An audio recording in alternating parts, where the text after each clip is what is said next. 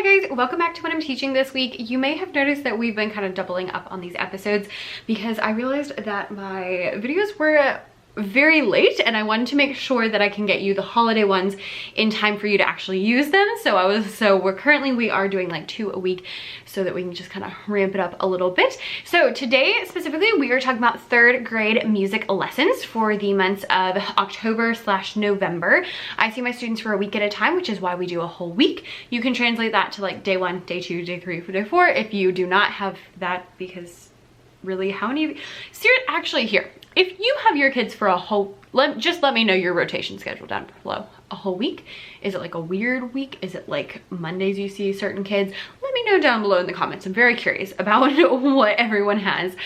Anyway, so for October/November, my 3rd graders are starting out with In the Hall of the Mountain King. I've already mentioned this in my 1st grade lesson, so I'm not gonna go super into it how I start, but I tell them the same story I tell my 1st graders, and then I have them walk to the steady beat while we listen. They still really enjoy it, even though they're, 9 and 10, because it's just so much fun. It's just so much fun. Then anyway, once I have them sit down, I tell them, this is a really fun song, and not only is it a really cool song, but you actually could probably play most of the rhythms in here. And so I pop up on the screen some rhythms, and it's just, the pattern goes T T T T T T ta T T ta T T ta, and I'll ask them to read it, and I'm like, okay, and they keep reading T T T T T T T T T T T, and they're like,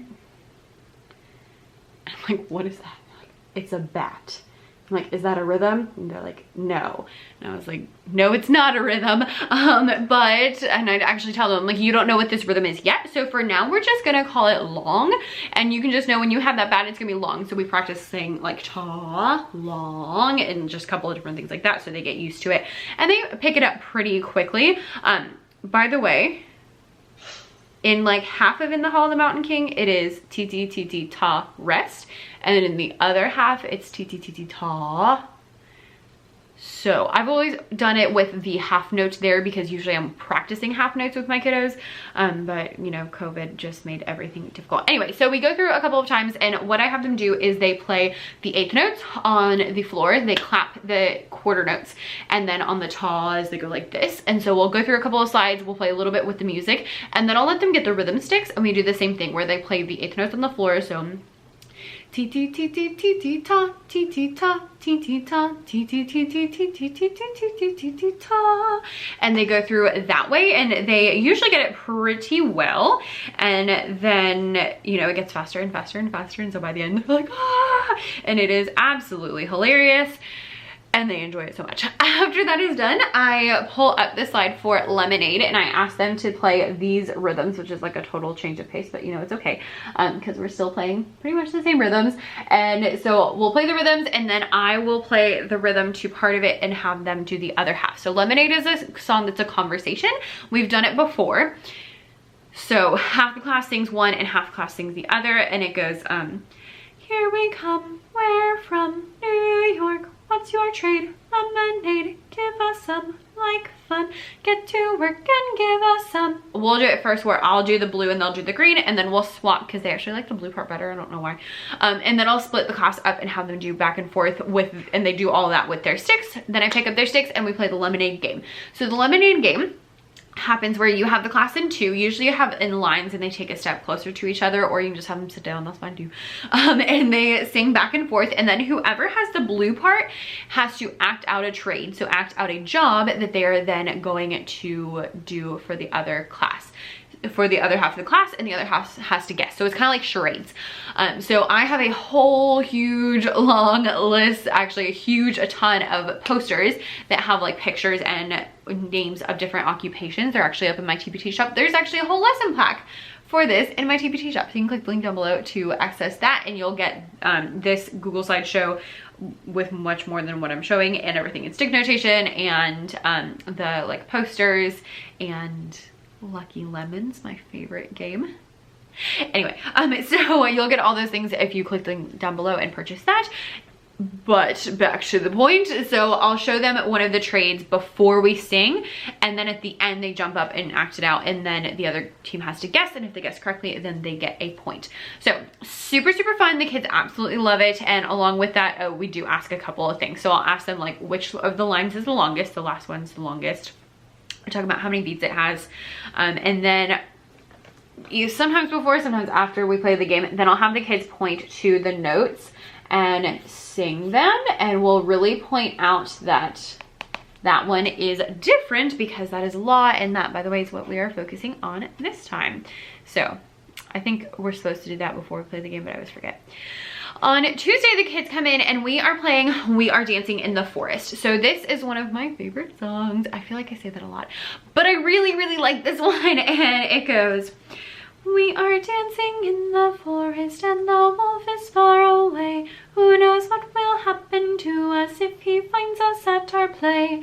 I also have a whole lesson pack that goes along with this, so I will link that down below as well. And it has, you know, like all the slides and a whole bunch of stuff. So check that out. But with this game, there is a chase game, and I described that in the lesson pack. But I actually prefer how we did it for distance learning. So I found this song during distance learning, and I was like, this would be the perfect song for freeze dance.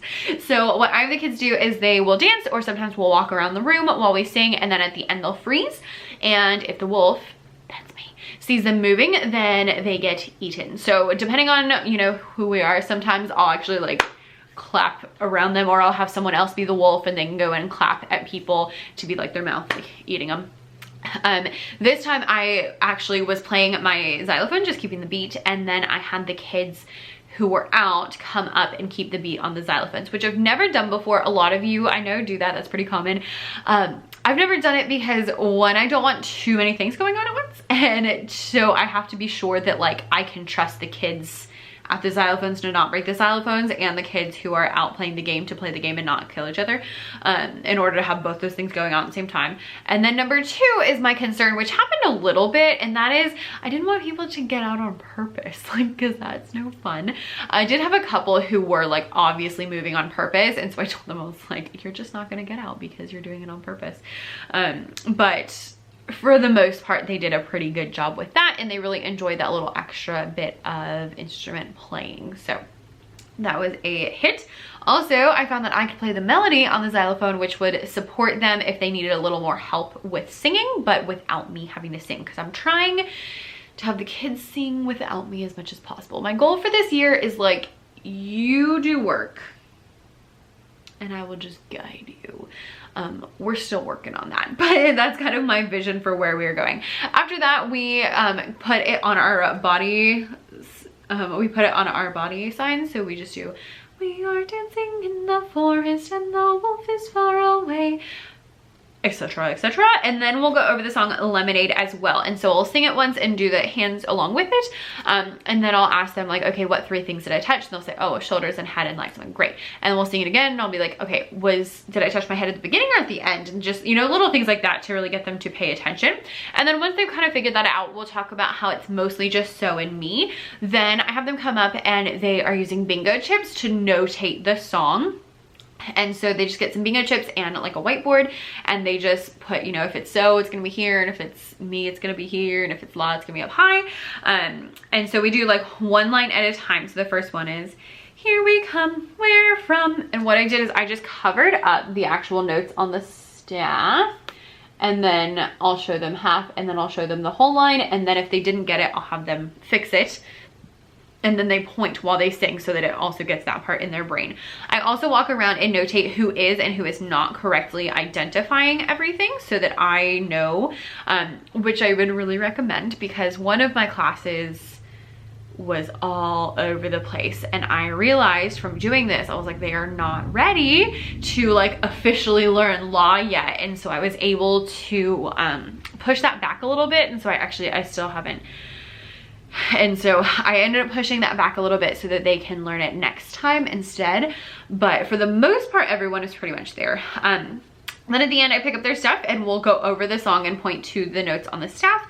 And then I guide them through the actual presentation of law if they're ready, which most of them have been. And so it just says like, this is included, by the way. It says, what's this note? Oh, it's law. And then I'll show them all of the things. We'll talk about the staff because we haven't talked about the staff before. We'll talk about in a line, on a space, and how I differentiate those is we say on a line is the line goes straight through the middle like a corn dog. And so I have them do on a line. In a space means the lines are on the top and the bottom. So we have in a space, on a line, in a space, on a line. And so we'll go through those things many, many, many times. And then after we learn that, we'll use the solfa to sing the song. And then I'll have them just do a couple of little patterns that go along with that. And then they turn and tell a neighbor what they learned about law. Then on Wednesday, we're having a slight change of feel. We are actually pulling out the song Im Herbst by Robert Franz, which is one of my favorites, and it means in autumn. And so what we do is I'll have them get a scarf, and I turn the song on, and I just tell them to match the song. So if it's high, then their scarf should be high. If it's low, their scarf should be low. And I like this one because it has these really dramatic passages. So it's like, high, da, da, da, da, da, da, da. And it's like it goes like up, up, up, up, up, down, up, up, up, up, down. And it's really good. I sang it in college, which is how I know about it. But I just love the like ups and downs. It's very dramatic. And then after the end, I'll ask the kids what the song sounds like. A lot of them will say it's dramatic. It's very dramatic. You're right. And so we'll talk about how the song's called Im Herbst and it's called In Autumn.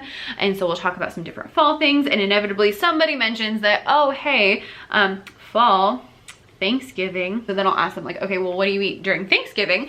And inevitably someone will say pumpkin pie. And I'm like, yes, pumpkin pie is the best in the world. I love pumpkin pie. And so then I'll be like, I know a song about pumpkin pie. Do you want to hear it? And they're like, yeah. I'm like, great. And it goes, great big house in New Orleans, 40 stories high. Every room that I've been in filled with pumpkin pie.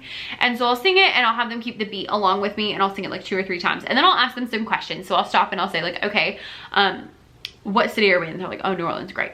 And then I'll sing it again. Okay, how many stories high is the building that I found? And then I'll be like, what kind of building would have this much? And they give me the funniest answers and it is absolutely hilarious and I absolutely love it. And then after that, I'm like, great, we're going to see if we can do some pumpkin pie themed patterns. And so we are doing this pumpkin patch game that I created that is up on my TBT shop. And so there's one for Somi, one for Lot, and one for Doe. And so basically it just has a pattern and then the kids have to tell me which pumpkin is the correct one. So number 1 or number 2, which one is La Sol Mi Mi. So they would hold up number 1 because it's number 1. I told them to put it right here. I'll write down who is correctly identifying the solfege, and most of the kids have gotten this right like the first time. I was expecting it to be harder. It was not. And then what happens is when you click on it, if you click on the wrong one, then it'll say, oh no, click here to take you back. And then if you click on the right one, it'll say, great job, that was right. And then you can click to go on to the next one. So this is a really easy thing you can do, especially if you have like Google Classroom or easy ways to get that done. The kids can do it individually. It automatically tells them, hey, you're right or hey, you're wrong. So individually, it wouldn't be a grading thing, but it would be a good practice. Whole group, I do it that way where they show me which one is right. And then I'll write it down. And then after 1 or 2 rounds, and then after like 3 or 4 rounds, then I will split them into 2 and then we'll do team versus team. And so one team has to, one team has one question. If they get it right, they get a point. If not, it goes to the next team and so on and so forth. And they love anything that's competition. So that's always really, really fun. At the end of that, we then go and I'm like, great, we're gonna play another game.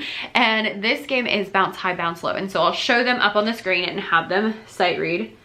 Bounce high, bounce low, bounce the ball to Shiloh. And there's a couple of different ways to do this one, but basically you take a ball. I bought some playground balls off of Amazon, by the way, because I had like a whole thing trying to get it from the gym, and then like the gym teacher was out and we didn't have any and it was just a whole big thing. So I ordered some on Amazon. I got like 3, it was like 3 for $17 plus a pump, or like 1 for 15. So I was like, we'll do the 3. So I got some playground balls, and the first day we play this, I'll stand in the middle and they'll have a circle around me, and they bounce it to me and I bounce it to the next person, and to help keep that beat. And then if they can get that, and then whoever it lands on is out. Once they get that kind of figured out, then I'll have them bounce it to the next person in the circle, and then whoever it lands on is out. If they get really good, you can try having them bounce to anybody in the circle, or they can say who they're gonna do it, who they're gonna bounce to or something. I tried that and it was a hot mess, so I was like, let's just go in a circle, and so maybe we'll build up to that next time. But the kids love this. It's a little bit better it's usually done with younger kids, but my 3rd graders loved it. I mean, it's a ball and I used little basketballs up on the screen, so they just thought that was great, and they had a great time. So there's that. On Thursday, I don't ever have an official lesson plan for Thursday because I typically don't teach full 4 days in a week. So for example, last week we had PBIS. The week before that we had like 3 things. I feel like there was a lot going on that week. This week actually was supposed to be a 5-day week, and then my lessons got like disaster, and so it did not end up being a 5-day week. And so it just like, typically if we're doing something on Thursday, then so typically if I see them on Thursday, then we'll do like we'll catch up on anything we missed. If we're up to speed, then we'll kind of review a couple of things and maybe do an extension, but I have not crossed that bridge yet because I have not needed to. So on Friday, the kids come in and we grab our scarves again, and this time I play a whole bunch of different songs and have them show what each one feels like.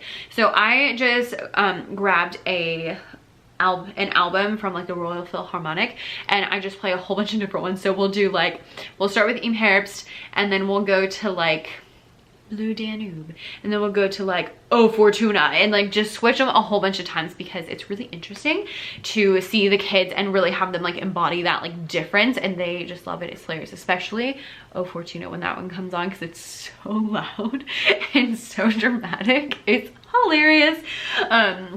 So that's a great time. After that, we will quickly review our So Me and Law, and they are doing a color by note activity that I do not have available for you, so I apologize for that. But basically it's just 4 different pumpkins, and they each have a different pattern on them, and then there's a key that says like green. So la, so me. So they have to find the one that says so la, so me, and color it green. This is a really easy way to assess if the students are understanding, and I have used it with, I mean, from 1st grade up. They all love it. I did it one time with 2nd grade, and then every day after that they're like, are we gonna color today? And I'm like, no. And then they would get really sad. But I can also take it up as an assessment because, and it's very easy to grade because you're just like purple, yellow, green, orange. Highly recommend. We do it often. It's a great time and pretty easy to make yourself. Then after that, we are doing bounce high, bounce low again for their game time because the kids earn points all week, and then they get game time on Friday. So that is everything that my 3rd graders are working on with So Me and Law, officially introducing it, bounce high, bounce low, and a little bit of fall flair. The next time will be full on holiday, so I'm very excited to chit chat about practicing law, more stuff with Great Big House. We're gonna do lots of Nutcracker stuff, and I am so excited. I am like unreasonably excited about Christmas this year. I'm not gonna lie. 2nd grade's already doing Nutcracker stuff like the 1st week of November. It's a great time. Anyway, thank you guys so much for watching, and let me know your favorite law songs down below, especially if they're good for older kids, because my 3rd graders are a little bit older. And yeah, thanks so much for watching, and I'll see you later. Bye.